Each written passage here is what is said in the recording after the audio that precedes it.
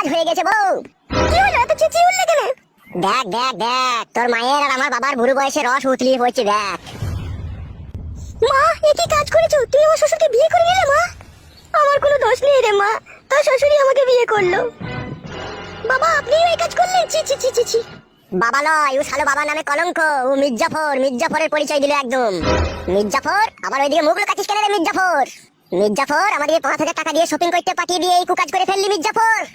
ছি ছি ছি, ভাবতেও সুন্দর লাগছে আমার। শালা মির্জাফর, শালা মানুষের টাকা পয়সা হয়ে গেলে মানুষের চরিত্র বদলে যায়, তার প্রমাণ হাতে নাতে পেয়ে গেলাম রে মির্জাফর। ছোটবেলায় মা মারা গিয়েছিল, আমি কখনো কোনোদিনও স্বপ্নেও ভাবতে পারিনি যে আমার বাবা আবার বিয়ে করবে। মির্জাফর মির্জাফর, লটারিতে 2 পয়সা পেয়ে চরিত্র পাল্টিয়ে দিলি মির্জাফর। বাপ ফটকি রে, আর অপমান করিস না বাপ। চুপ কর মির্জাফর, চুপ কর। তোর ওই অপবিত্র মুখে আমাকে বাপ বলে ডাকবি না মির্জাফর। বাপ রে, ও বাপ ফটকে, আমাকে আর অপমান করিস না বাপ। তোর অপমান শুনে আমার ইচ্ছা হচ্ছে আমি কলা গাছে গলায় দড়ি দিয়ে ঝুলি রে বাপ ফটকে। তোর মতো মির্জাফরের বেঁচে থেকে বাকি লাভ আছে? বাপ ফটকি রে, ও বাপ ভুল বুঝিস না বাপ। বাপ ফটকি রে, এটা পেঁচিয়ে যা, পেঁচিয়ে যাই বল, পেঁচিয়ে যাই বাপ বল, সরে যা। তোর মা মরে যাওয়ার পরে 8 বছর আমি বাথরুমে সমানে হ্যান্ডেল মেরেছি বাপ। আর তোর সেই শাশুড়িকে পেয়ে সেই হ্যান্ডেল মারাটা আজকে আমার বন্ধ হতে চলেছে। এতে তুই খুশি হোস নি বাপ? খুশি হতাম বাপ, খুশি হতাম। আমার শাশুড়িকে বাদ দিয়ে যদি তুই অন্য কোনো মেয়েকে বিয়ে করতেন তাহলে আমি খুশি হতাম। কেনে বাপ ফটকে তুই এই কথা বলছিস? তোর শাশুড়ি তো ফুলের মতো পবিত্র, আর সেই পাক পবিত্র মেয়েকে আমি বিয়ে করে আমি তো কোনো খারাপ কাজ করিনি বাপ। তোর শাশুড়িরও স্বামী মারা গেছে আজ থেকে 10 বছর আগে, ও সেই নিদারুণ যন্ত্রণা নিয়ে বুকের ভিতরে বেঁচে আছে। আবার আমারও সেই একই কেস। তা আমরা দুজনে বিয়ে করে কি এমন অন্যায় কাজ করেছি রে বাপ ফটকে? বাবা আমার শাশুড়ির জীবনে এক গোপন রহস্য লুকিয়ে আছে, কি করে তোমাকে এখন বলি বাপ আমি সে কথা। কি গোপন রহস্য লুকিয়ে আছে রে বাপ তোর শাশুড়ির জীবনে? বাংলায় একটা গান আছে, শুনেছো তো বাবা? যারে আমি চোখে দেখিনি তার অনেক গল্প শুনেছি, গল্প শুনে তারে আমি অল্প অল্প ভালোবেসেছি। হ্যাঁ বাপ ফটকে, ওই গানটা শুনেছি বাপ।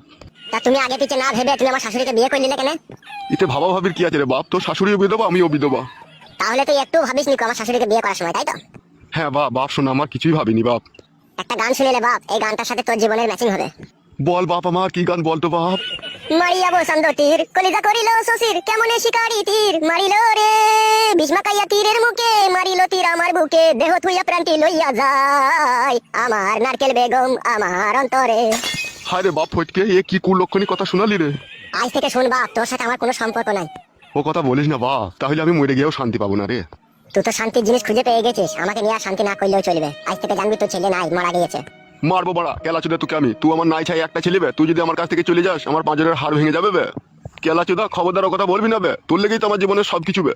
দেবো পালিয়ে রে।